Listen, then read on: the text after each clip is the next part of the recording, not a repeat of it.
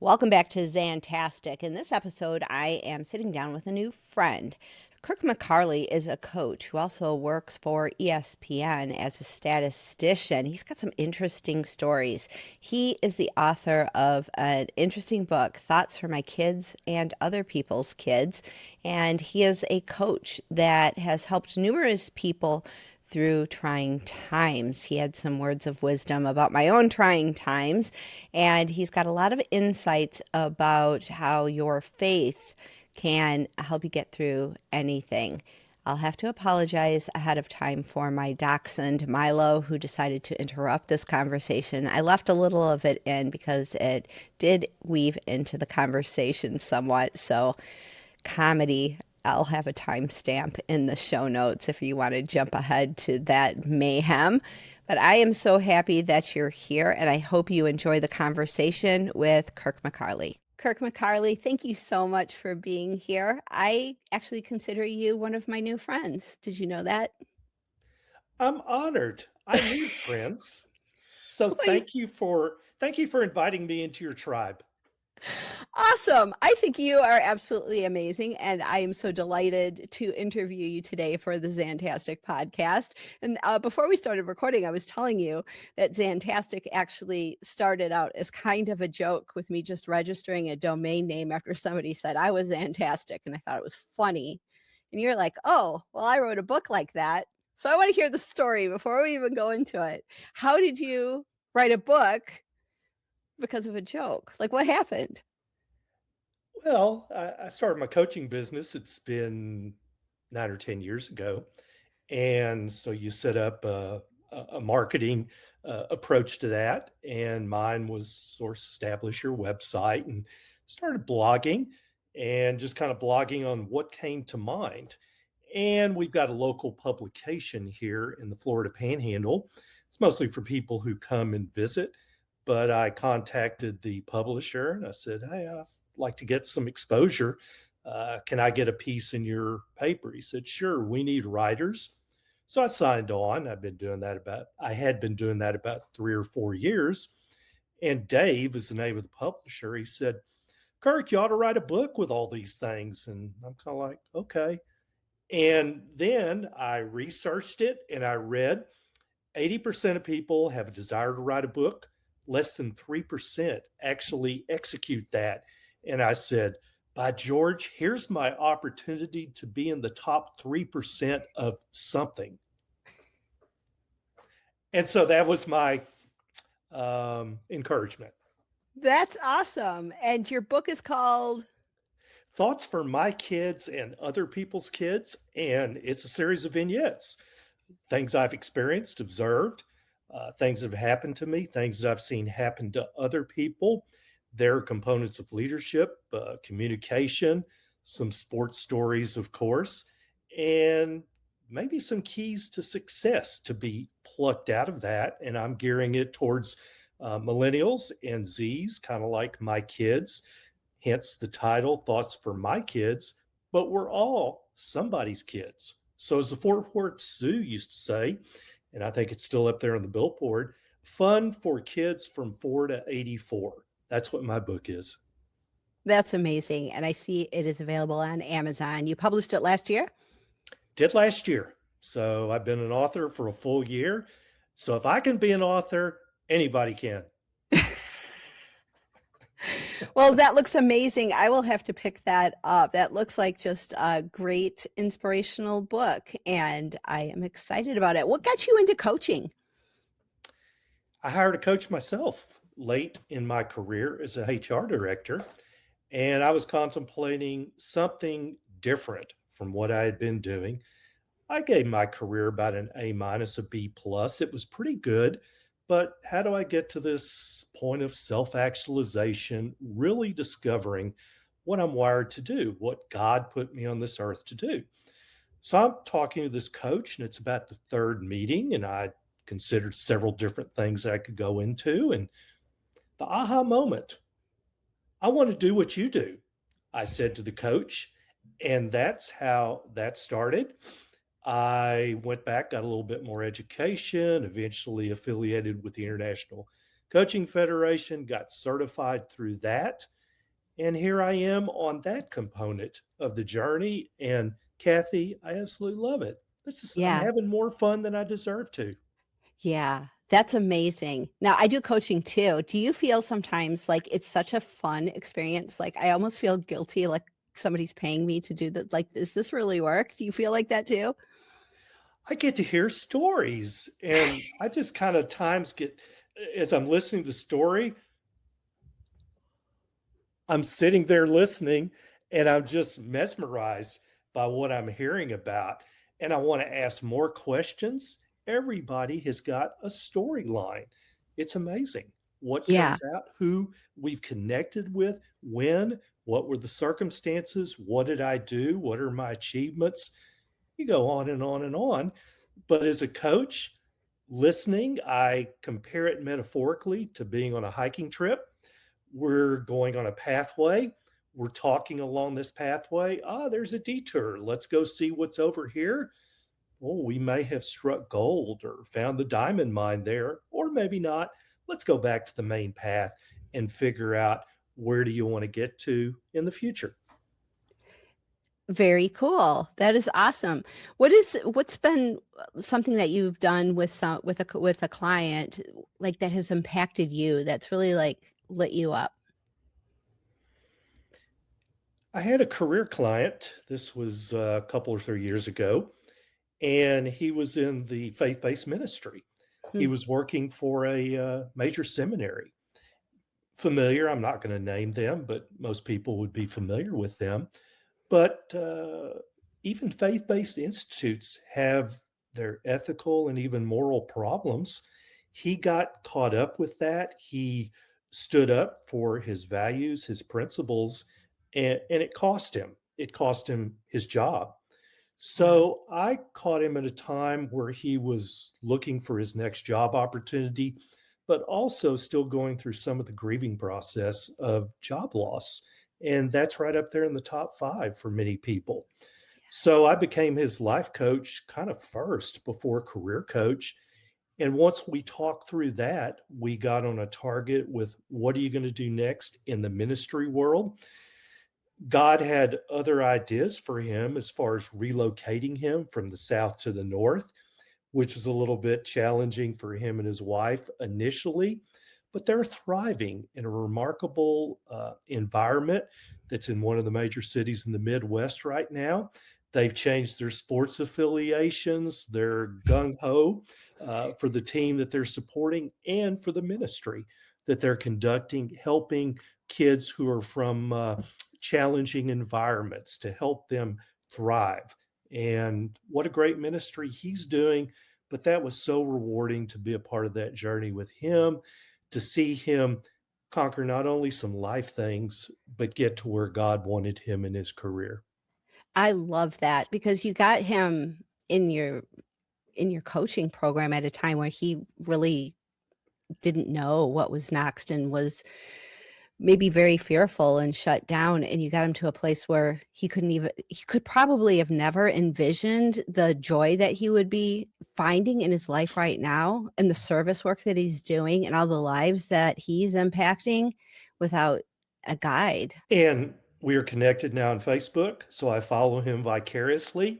And about Nice. every post he has, there's another grandkid. His kids appear to be highly productive because that family is expanding, but they've always got big smiles on their face. And it's a big celebration for me to think of where he was and where he got to. That is so amazing. That's gotta keep you going. That's gotta fuel your spirit so well. That's awesome. Yeah. Very cool. So joyful story. I had another one with a guy who was single. He wasn't really looking for relationship. He was looking for career expansion. And he did that. But a side benefit was he met a young lady. They got married. They've got a family now. So I love the romantic part of what I do occasionally too. Who doesn't like a good romance novel? It's like Yes. Hallmark. Exactly. That's so great. You know, it's so funny because my husband was a coach as well, and he was doing a lot of golf coaching, and so he'd be on the course with this professional golfer, and they were trying to fix their swing. Something was just off with their game. They knew it was something mindset oriented.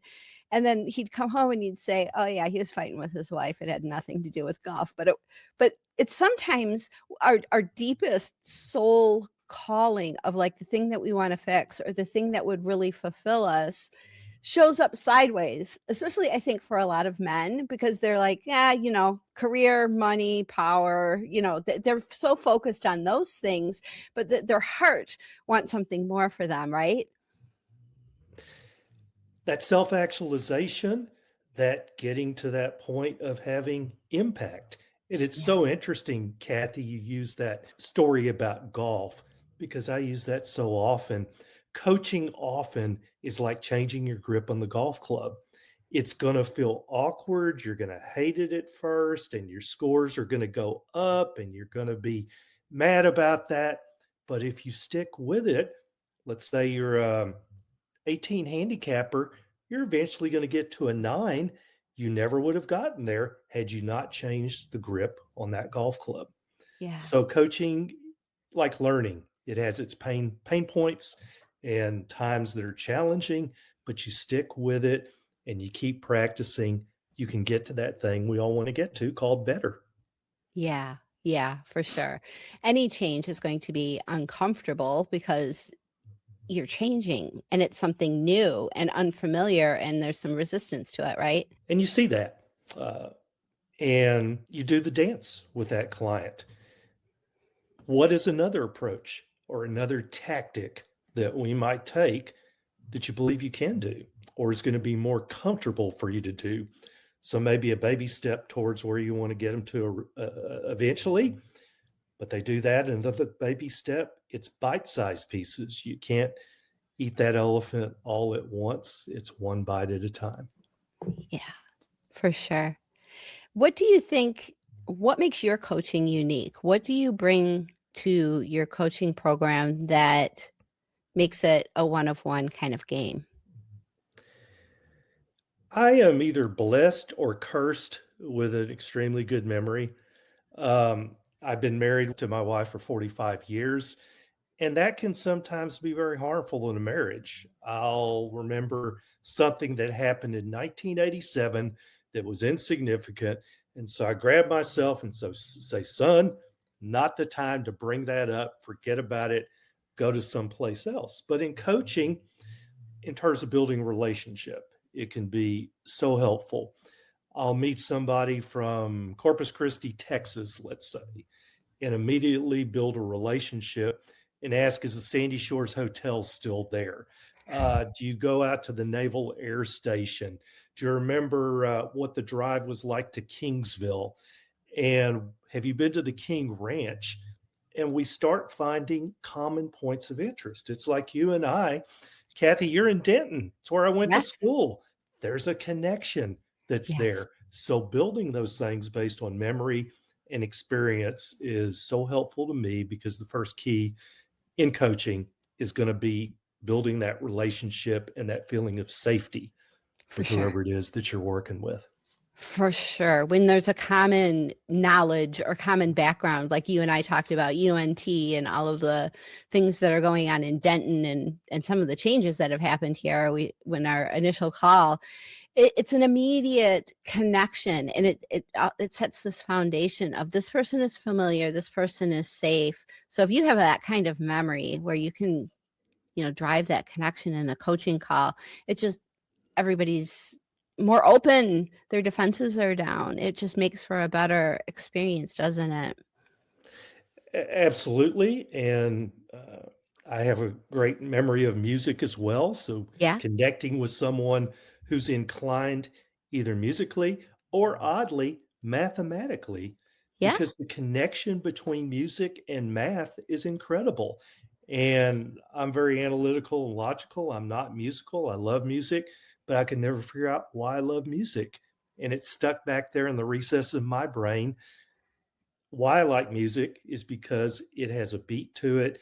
It has mathematics, which are associated with it. So digging deeper and finding those Yeah. connections is just fascinating to me, sometimes as well to the client. Yeah, for sure. Here's a funny story for you. Speaking of music and the mind, my husband had a stroke 4 years ago, and in the hospital, one of the speech therapists told us, "We'll just put on some of his favorite music because the lyrics are stored in a different part of the brain than speech." And sure enough, we put on some music, and he could sing. He could sing. "Champagne Supernova" was a song that we put on, and it was so funny because it's like there's almost a primal connection to lyrics, to music. So when you can connect with those kinds of things, there's a familiarity and just kind of like something that speaks to your soul, I think. So anyway, I thought I would share that story because everybody's amazed when I tell them that.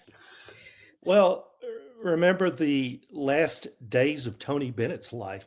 He was suffering with a form of dementia, but he would get up on stage with Lady Gaga at 95 and he morphed into the Tony Bennett of old. It Oh, was one wow. of the things he was capable of doing, but really amazing to watch that take place, what his talent was. And once the performance was over with, he went back into his stoic self. But it's interesting how these things just tap. Yeah.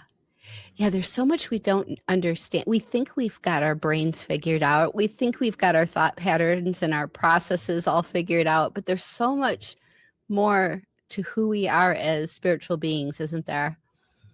There really is. And you telling the story about your husband with Champagne Supernova, I automatically want to sit down with him and ask him what his interest is in Oasis. And does he believe that the Gallagher brothers will ever get along again?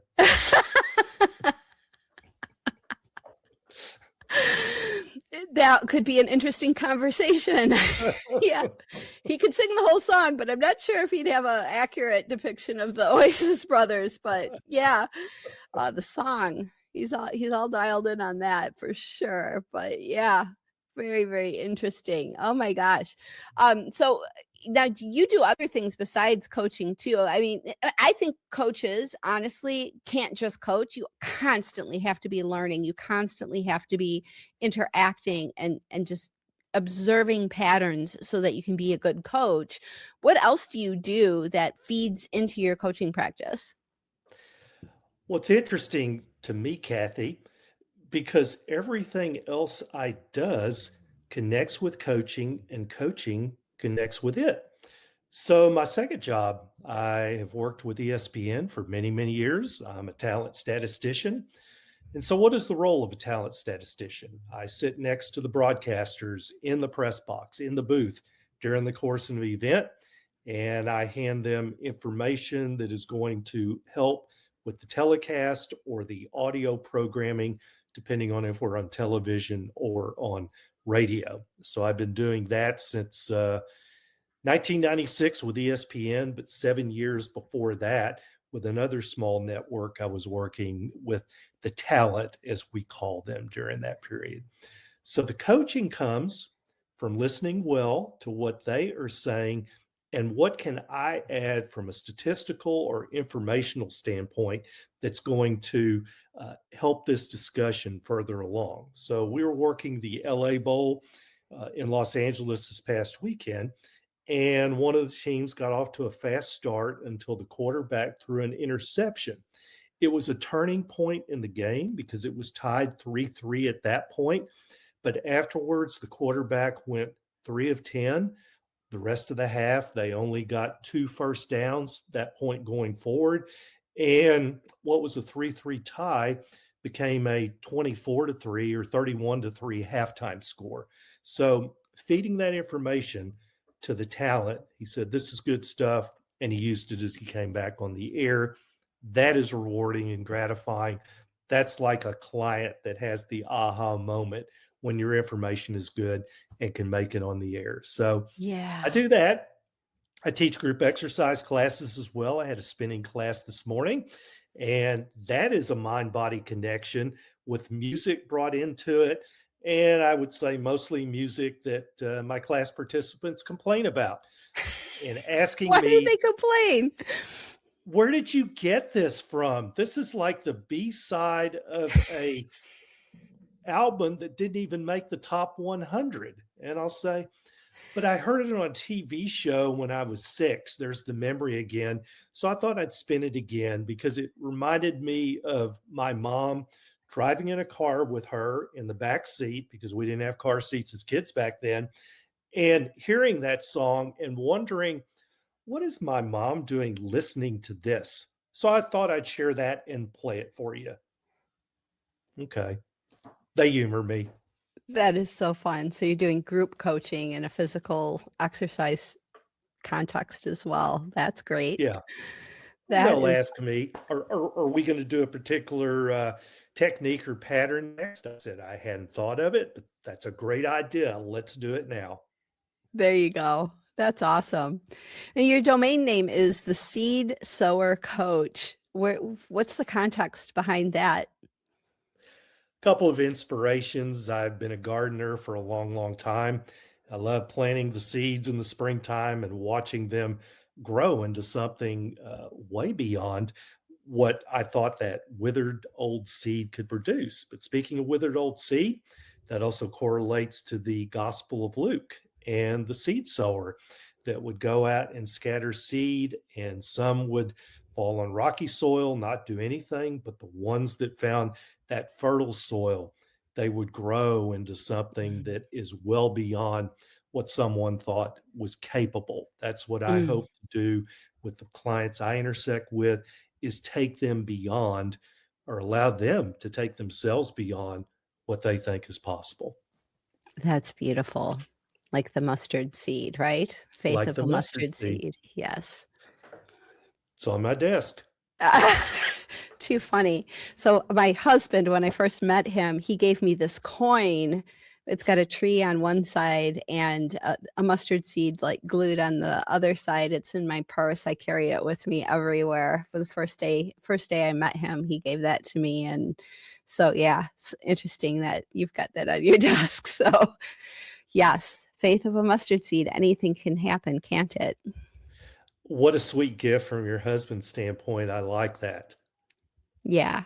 Yeah, I like it too. It was Yeah, when I first met him, I knew there was something special, just yeah, he blew me out of the water, but yeah, I carry it with me to this day. So, faith of the mustard seed and, mustard seeds are pretty small, aren't they?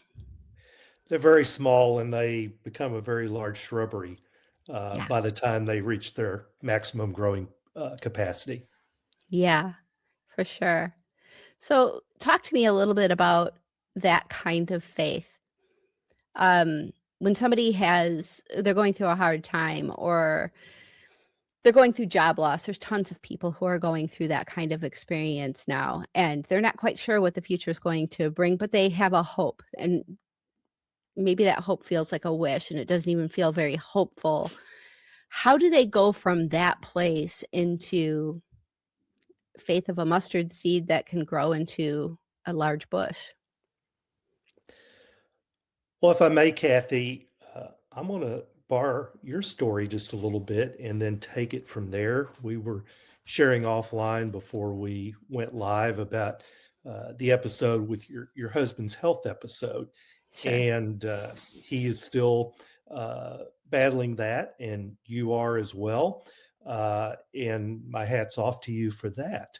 But you said to me something that was very profound.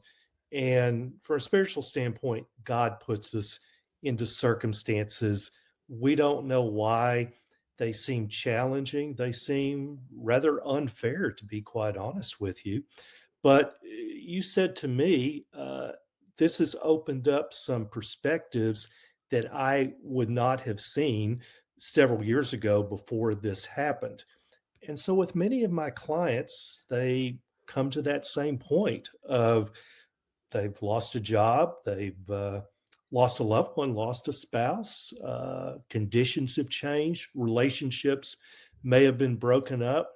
So here I am. What are the steps I take now at this vulnerable point? And it reminds me of my own story. This was 30 years ago, and work was not going well. Life was not going too well for me. And I was in spiritual darkness, quite frankly, and quite depressed at that time. And so a member of my men's group knew that. And he said, "There's a fellow that I'd like you to talk with. His name's Gary. And everyone who has talked to him has remarked about something happened afterwards." And he said, "I'll even pay for your session." Great, free. So I was talking with Gary, and Gary just let me spout off. And I said, "Gary, I just feel so lost. I feel like I'm in the wilderness. It's dark. I'm surrounded by these trees. And I just am reaching out to God and saying, 'God, hear me, direct me with where you want me to go. I'm so lost.'" And Gary said, "Kirk, what do you think if I told you you're probably exactly where you need to be if you're relying on God?" Now, I'd like to say that those comments immediately buoyed me up. They didn't, but 30 years later, I'm still talking about it. So what does that mean? It means to me, and again, from a spiritual standpoint, when you're at that point of hopelessness, of Yeah. lost, there are opportunities that are out there that may not exist had you been kind of in a state of wholeness at that time. To give you an Okay. example, a lot of the clients that I intersect with, I will eventually maybe refer to a therapist or counselor, but they come to me pretty raw, pretty heavy. God has given me perspective, having been there myself, to listen well, to empathize, to recall what was helpful to me when I was at that point in time and what was not so helpful. And mostly it's about listening well, asking good and curious questions that motivated me somewhat to get into coaching, if I'm quite Mm. honest with you. Yeah. I would not have that perspective had I not walked in those shoes. Sure. I had a health episode. This is 11 years ago. I was working out at the gym. The world went black. I was so fortunate I was at a gym because we know CPR, we know AED. I don't know what happened to me other than 4 days later, I was getting triple filleted and having a Wow. bypass operation. And again, that was kind of crappy. I didn't want to go through that. But about 10 days later, the realization came to me, what you had, son, was a classical widowmaker. Had you not been at the right place at the right time, you wouldn't be here now. So you get a second opportunity. What are you going to do with that? And that was very motivational for me going Sure. forward. Okay, what do I do with this odd gift that I've been given? Yeah. Yeah. These hard times wake you up, don't they? They really make you pay attention to when you're comfortable, opportunities come and go, things, everything's okay. You're not really paying attention. Sorry, the dachshund's barking. Stop. You're not really paying attention. Of course, he's going to bark as I'm talking about paying attention. He's like, I'm paying attention to the front door that he imagines somebody is at. You should Hold on. you should feel so safe because the dachshunds consider themselves to be Great Danes. I have a golden retriever who's very, very nice and doesn't bark ever. Oh, they're so docile. And I've got Ivy, who just went downstairs, Florida rescue dog, 55 pounds, wonderful dog. But sometimes somebody comes to the door, she becomes ferocious. So far, Yeah. so good today. That's why I've got my earplugs in. Yeah. I never know. It's kind of funny that paying attention, it's almost like God's like, I know how to make you pay attention. In my book, there is a artist. He was a one hit wonder, Southeast Missouri, by the name of Billy Swan. He Mhm. penned a song, "I Can Help," and it charted. Um, but you listen to the full recording. At the end, you're hearing a lot of laughter, that wasn't so good, and just a little bit of chaos that was not edited. What happened is he had just gotten a new German Shepherd puppy, and he made the mistake of inviting the puppy into the studio. The puppy is becoming playful at the end of the song, biting at his pant leg, and he's trying to swipe him away while he's still playing his musical instrument and singing, but it becomes a classic on that Yeah. song. So that's a canine intersection. Another one is Marty Robbins. He has a song in the early 60s, Don't Worry About Me. During the middle of it, the amp blows. They leave it in. It's one of the most distinctive sounds on the country western circuit that you'll ever hear. It's a fuzz Really? that comes up, but very distinctive. So these things that are the screw ups become things of beauty. Yeah. Yeah, that can very it happens a lot, the miraculous things. That's why when I'm doing these podcast interviews, like I don't come into this. I have an idea of like, I want to meet you and understand who you are, but I want the conversation to I want magic to happen in the conversation. And if I plan it, that's not going to happen.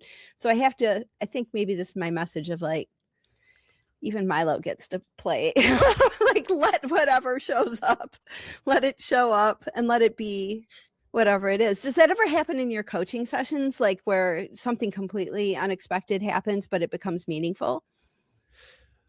Before I get to that, I've got a dachshund story, Okay. and then I'll go to coaching. Our dog before Ivy was a dachshund. Dachshund Yeah. named Oh, Sport. so He's you know. probably the worst dog we had, because he wasn't house trained, and people would come over. He would find himself aroused by him, let's say, and he had been fixed. But anyway, we had a wonderful neighborhood in St. Louis. And how did I know that? Because our next door neighbors, when we would go out of town, would watch Sport for us. And Sport was getting pretty feeble towards the end. He was 16 years old. Well, Sport died on their watch. But you know what? Oh, They wow. buried Sport. So, my advice to anybody, if you can find a neighborhood with neighbors that would bury your dog, that's a Yeah. wonderful place to be. Oh, for sure. For Yeah. sure. Yeah. So Wow. the the So the you the know other dachshunds then. I know dachshunds. I had a dachshund growing up too. They've got their own personalities, and like I said, they think they're much bigger than 13, 15 pounds or whatever size they are. Yes. Yes. I always tell people they make him cute for a reason. Because it's kind of like your kid when they're driving you nuts but they're so cute. You forgive them so much more and it teaches you to just like be in love no matter what's going on around you. So, Yeah. yeah. Yeah, yeah, I got him after my husband had the stroke because I felt so bad that my daughter had basically lost her dad, and there was a dachshund at the barn where she was riding horses that I was paying a lot of money for because I felt so bad. And she loved the dachshund. I liked the dachshund too. His name was Dallas and he was very, very sweet. And so that was her birthday present, but he likes me. So it's kind of like I usually put a post-it note on the front door. I need to get one of those, a sign that I can put out front that says dachshund inside, please do not knock, because it's not even that though. If somebody walks by, if he has been good though, like one time my husband choked on some food and the dog started barking and went in there and I'm like, oh, so he's an alert. He just has no other way to like, excuse me, madam. I think there might be something wrong with the sir of the house. He can't all you can do is bark. All you do is bark. So, but yeah, I kind of just feel like, I don't know, dachshunds. Well, if he's 4 now, you may have him another 12 years if you're as fortunate as us. Yeah. Thanks for the warning. You're welcome. He's cute. He'll keeps me on my toes too, so it's good. But yeah, that happens though, I think a lot of times in coaching sessions where something just comes up out of nowhere and it wasn't part of what you thought would happen in a session. But I think God's trying to talk to us all the time. Like the messages are always there. It's just whether or not you're paying attention to them. You look for those moments of, for me, pause and hesitation. And almost all of my meetings are on a video medium of some kind, such as we're on today. But you see something takes place, physical movement. You hesitated, you paused there for a second. Is that anything? What's going on? What's going through your mind right now as you talked about that, or as I asked this question? Would you like to go further with that and talk more? And sometimes it's no, I don't think so. But then the next time you get together, you asked me something a couple of weeks ago when we met, and I want to go back to that now. So patience is a virtue, or can be often in those Yeah. kinds of intersections. Yeah. Yeah, for sure. And your memory and noticing patterns and all of that, just you're suited for it. You're suited to be a coach. As are you, my friend. Yeah. I'm just You've asked good questions. the funny thing is like for most of my life, it's been my husband was the coach, and I was kind of just running all of the tech in the background and dealing with the IRS and all of the other boring stuff just so he could be the awesome coach. But then he wasn't doing it anymore. And I kind of realized, wait a minute, that kind of lit me up being just even an ancillary, living vicariously through what he was doing, And that's why I jumped into it because yeah, sitting with someone and watching for me, it's not like I'm not helping them get the breakthrough. I'm just kind of like, I'm the coach, they're having a breakthrough and I get to witness it. It's almost like I really do feel like it's their unconscious, it's God working through them. I'm just there to kind of like guide it. It doesn't feel like work at all to me. It feels like I'm lucky to be there. So It's it's fun. it's a sacred intersection, Yes. Yeah. because you have let me in to your innermost thoughts right now. You're sharing those with me. There's a high responsibility that goes with that. It's interesting.